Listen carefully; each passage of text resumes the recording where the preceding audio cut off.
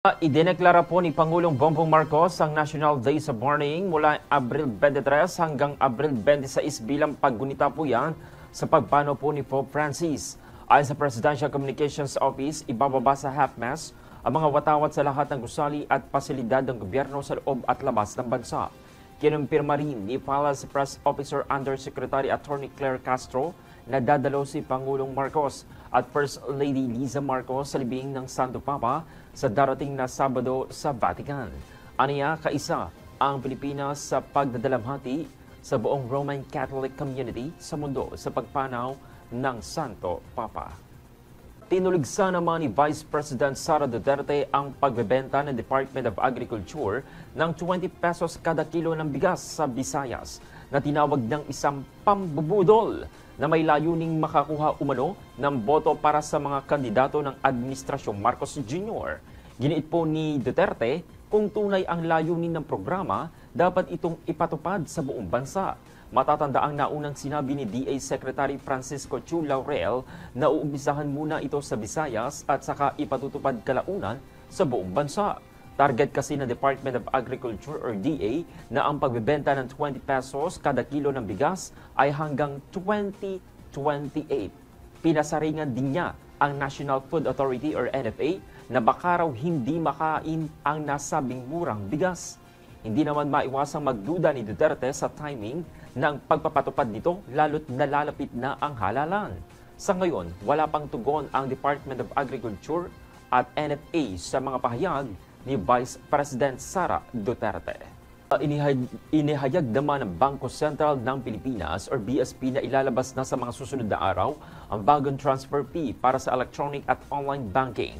Ayon kay BSP Deputy Governor Merto Tanggonan, layunin po ng hakbang na ito na hikayatin ang mas maraming Pilipino na mag-enroll sa digital banking.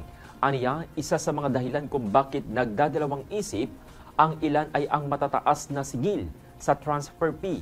Sa bagong patakaran, inaasahang magiging mas reasonable ang bayad upang mapalaganap ang paggamit ng online transactions.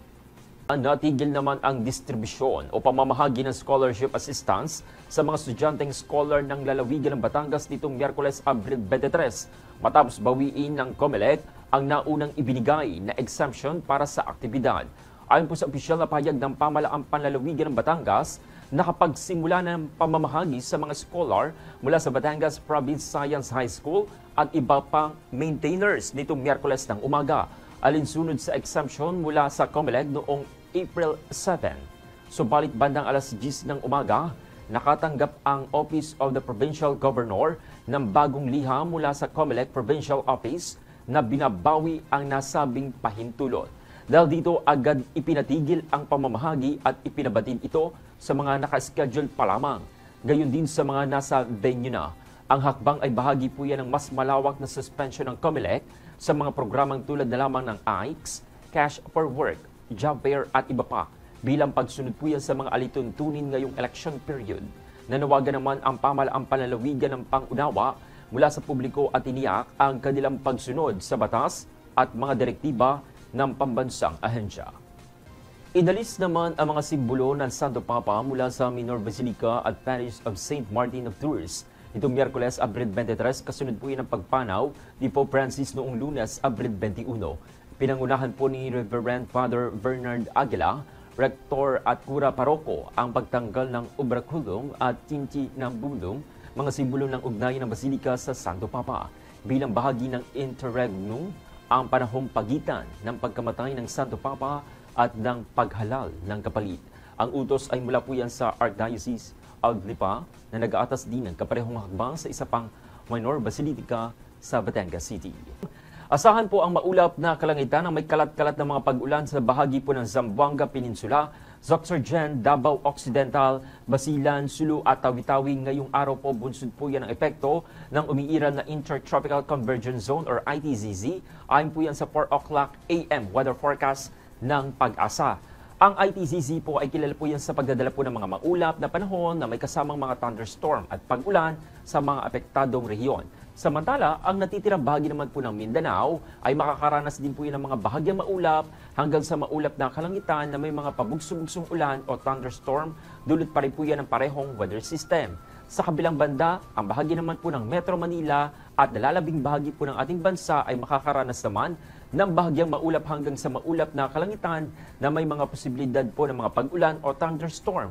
Dala naman po yan ng umiiral na easterlies o yung hangin mula po yan sa silangan. Pinapayuhan po ang publiko na maging handa sa mga biglaang pag-ulan at posibleng pagbaha, lalo na po sa mga mabababang lugar. Isa sa mga paborito nating merienda o ulam sa tuwing tag-ani ay ang mais. Mapaihaw, nilaga o ginawang soup. Pero alam niyo ba na hindi lang ito pampabusog, ito rin ay pampalusog. Ayon sa US Department of Agriculture o USDA at sa mga pag-aaral ng Harvard T.H. Chan School of Public Health, ang sweet corn o matamis na mais ay puno ng fiber, vitamins at antioxidants na may malaking benepisyo sa ating katawan. Narito ang ilan sa mga benepisyo nito. Ang mais ay mayaman sa fiber para sa malusog na tiyan. Ang mais ay may dietary fiber na tumutulong sa regular na pagdumi at paglilinis ng ating bituka. Nakakatulong din ito sa pag-iwas ng constipation at iba pang problema sa tiyan. Ang mais din ay source ng B vitamins para sa energy at brain function. Ang mais ay mayaman sa mga vitamina gaya ng thiamine o B1 at folate B9 na tumutulong sa pag-convert ng pagkain sa enerhiya at maayos na pag-anda ng ating utak at nervous system. Ang mais ay may antioxidants din panlaban sa sakit. Ang mais, lalo na ang yellow sweet corn, ay may lutein at zeaxanthin na mga antioxidant na nakakatulong sa pagprotekta ng ating mata laban sa cataracts at age-related macular degeneration. Maliban dyan, ang mais ay nakakatulong sa ating puso. Ayon sa American Heart Association, ang mga whole grains tulad ng mais ay maaaring makatulong sa pagbaba ng cholesterol at pagpapanatili ng maayos na blood pressure. Ang mais din ay gluten-free kaya ligtas ito sa may mga celiac diseases. Ang natural na mais ay may walang gluten kaya ito ay ligtas kainin ng mga may gluten sensitivity o celiac disease.